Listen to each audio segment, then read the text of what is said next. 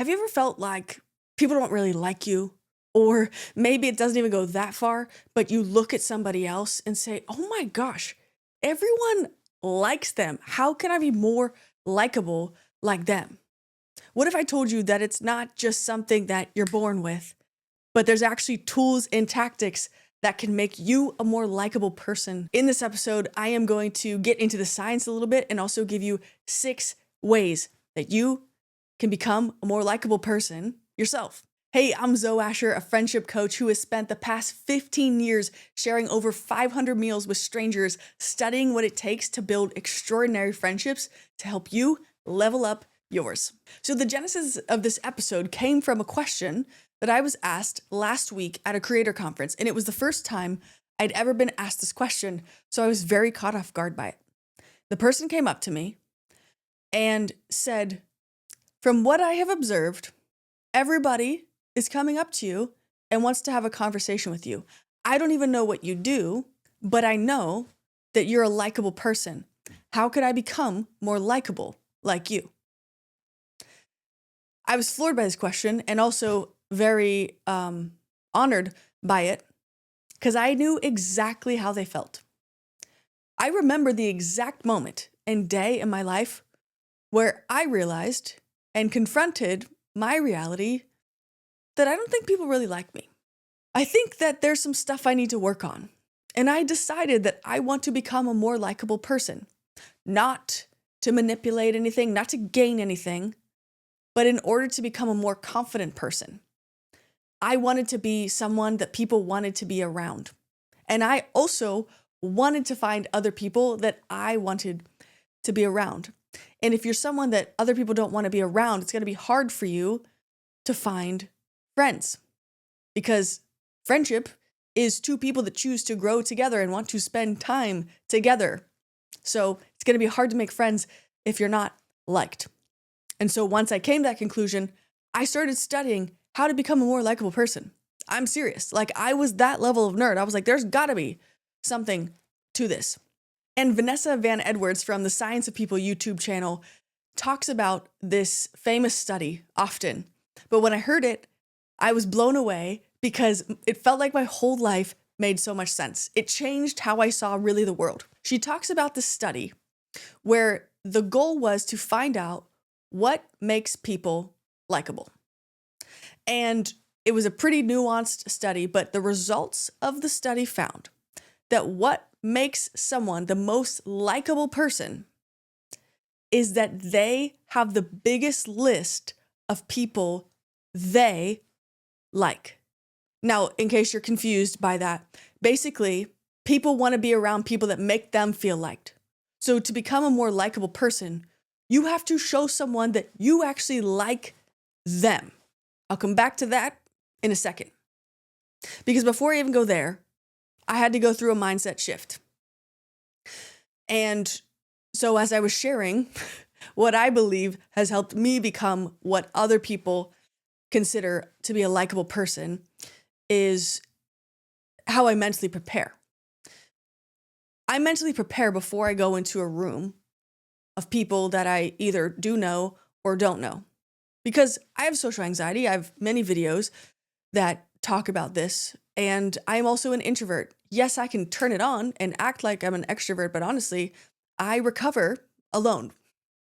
So with all these things seemingly working against me, I had to figure out a way to make people feel liked. But I needed to make sure that I liked myself too. And so my mental shift is that I tell myself before I enter a room, I belong in the room. I do that because it changes how I'm going to act. I'm going to hold my head higher. I'm going to look people in the eyes more. I'm going to appear more confident because I am confident that I belong there. Even if I don't know why yet, I'm going to make it my goal to figure out why. This also impacts how I present myself. Likable people smile because they make you feel like you're liked. Likable people laugh at your jokes, not out of pity, but because you're trying to find joy and humor in the moment. And it impacts how I dress too. And I'm actually going to do a completely different episode on how I believe dressing can impact the friendships in your life and how I learned to dress differently as a result of that. But it starts up here with a mindset shift. I'm going to be confident in myself. I belong in the room. I'm going to go figure out why. I belong in this room because I'm going to bring joy to people. I belong in this room because I get to know people on a different level. I belong in this room because I want to make people feel seen. That's my second part. Quick pause for a second. If you're currently questioning a friendship in your life, thinking, is this time for the friendship to end? What do? I don't know what's happening. I made something that I think is really going to help. Most adults were never actually taught how to evaluate our friendships. So we stay too long in the wrong ones, or we walk away from the right ones. That's why I created a free guide called 12 Questions to Ask Before You End a Friendship. It will walk you through the exact questions that you need to ask and think through on your own to figure out whether a friendship needs repair, a real conversation, or it's time to let go altogether. I've spent the last 5 years working as a friendship coach, and my insights on relationships have been featured in Bloomberg, Newsweek, Success Magazine, and more. So if you want clarity on a confusing friendship in your life, grab the free guide using the QR code you see on the screen or the first link you see in the description below. Let's finally get some clarity on where we stand with those friendships in our life.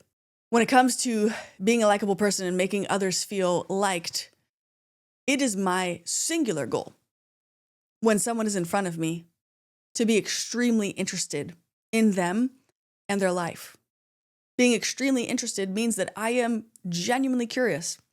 I'm going to ask questions that other people aren't asking because I am trying to deeply learn about them. One of my bridge questions I ask, for instance, is transitioning from someone who, let's say, they're in college, what they're studying, instead of just being like, oh, that's cool. So what do you want to do after college? I actually go the opposite direction. Oh, I'm studying to be an engineer. Wow, engineer. That's incredible. What made you choose that lane? I'm not talking about the future. I want to know the backstory as to what made you choose that. Is it in the family? Is there a story? Did you watch a TV show growing up? There's always something behind it where I can find a way to unearth someone's passion. When I can unearth their passion, suddenly their eyes light up. We're locked in on a conversation. And now there's a million questions I can ask because I know nothing about engineering or sailing or being a talent agent. I know nothing about that. So I have many questions. My goal is for other people to feel seen. And not because I am trying to get anything from them or gain anything other than getting to know the person in front of me. That's my aim. And it changes the goal of when you go to like a networking or a social event, because I think a lot of times we often put pressure on ourselves of thinking, I need to make a friend tonight. I think that's too big of a stretch goal. I think a better goal to have, scaling it back, is I'm going to have one meaningful conversation or get to know someone in a deeper and more meaningful way tonight. Because the pressure isn't dependent on somebody else. That's on you. You know what you need to do. You need to ask better questions. You need to be genuinely curious and interested in the person in front of you. Therefore, it's a much more attainable goal because it's not dependent on anyone else other than yourself to make that happen. I like studying body language. I'll be honest, I'm a nerd about that, which I mentioned Vanessa Van Edwards already, but her book Cues is incredible for body language. It has really been a game changer for me in my own personal life. People often actually say that I have Jim Carrey body language. I'm assuming they're talking about like Jim Carrey Grinch body language, and unfortunately you don't get to see much on this channel because I am tied down with this microphone and chair. But you best believe if you saw me in person, all bets are off. It's a different ballgame entirely. I use a lot of body language when I'm talking to someone, humor, facial expressions when I'm telling a story. And a lot of my humor, I have learned that lands best is when I will make a joke about myself and not ever joke about the person in front of me if I'm not sure of where they are, where their sensitivity lies to certain things, because, there's a backstory to everything. So I found that instead of using sarcasm as a crutch, because I think that's the lowest form of humor, I will make most of the jokes about myself. which obviously is better for everybody because you're not offending or accidentally hurting somebody. Because it shows I don't take myself too seriously, but I do take our conversation seriously.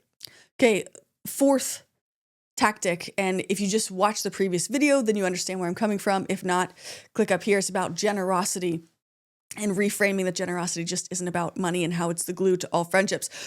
That being said, makes a likable person when they put generosity front and center. And this can be as simple as learning something about someone, learning their goals, learning what their passions are, learning what they are working towards, and asking them, how can I support you with that? What do you need most? Very rarely is someone going to say, I need $10,000. I'm going to be honest with you. They're going to say, I just need you. I need help getting the word out there. Sometimes it's prayer. Sometimes I just need encouraged. I just need to know that I'm on the right path. By actually asking this question, how can I support you? Yes, sometimes some people not know the answer, but you best believe they're going to be thinking about that the rest of the night. Wow, nobody's ever asked me that before. They really do care about me, and they're going to find an answer to that for you, especially if you double back on it later. You give them time to think about it and say, hey, I still want to know because I care. How can I support you? And I say that because I believe generosity is a form of support. Generosity can also look like the gift of your time, the gift of your attention, your focus, your expertise, your connections. You can be generous in a lot of different ways. But I'm always looking for ways for how can I be generous and give first without expecting anything in return and having this keeping score mentality, because that type of mindset is one that will harm every friendship because it squeezes the life out of the people around you because they feel like they can never keep up. It's a game, and I don't want to play games with people. This is life, and I want to do life with the people that are in it. Fifth thing that I have done is show a bit of vulnerability in every interaction. And I say that because when you are vulnerable and you give someone the opportunity to help you with something, it's actually a bonding agent. There's been so much research to show that as part of our DNA, we want to feel part of something. So how do I do this? Well, I can talk about something that's currently going on in my life, a place where I feel stuck, where I'm trying to figure something out, and ask for their insights. Well, what's your advice for me? Here's an example. Let's say you feel hopeless, which I can completely relate to. I have felt that many times in my life. So maybe it's me at an event and I'm asking someone, have you ever felt hopeless at any point in your life? And what is something that helped you overcome that feeling? I'd love your help and your advice on that.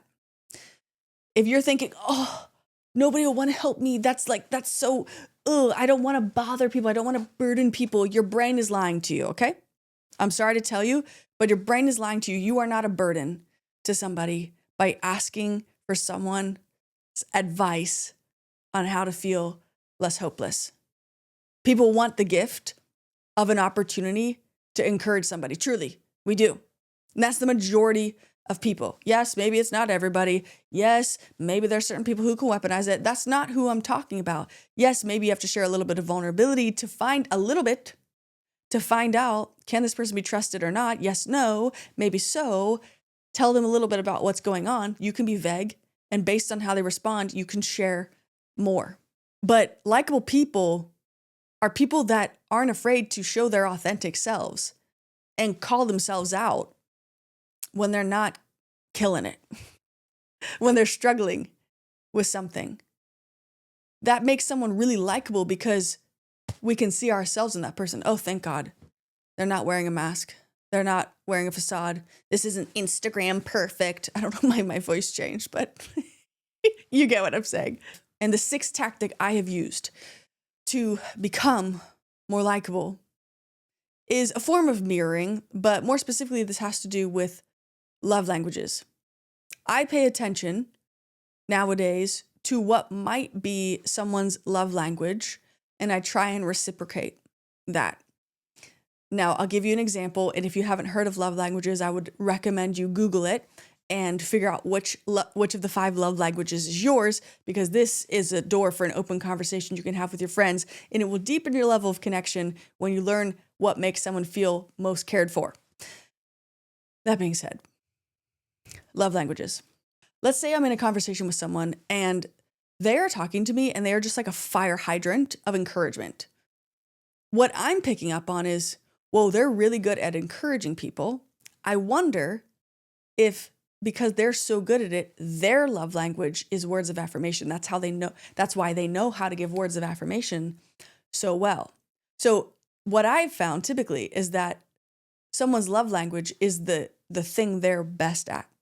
So maybe you get a really great hug from somebody. This is another example. And you're like, they give honestly the best hugs. I'm going to bet that their love language is physical touch. If you can figure out what someone's love language is, then you can make them feel especially seen, cared for, and known if you can reciprocate what makes them feel loved in return. I could go on for hours really about everything that I have worked on, taken out of my life, sharpened, and made better to become a more intentional friend.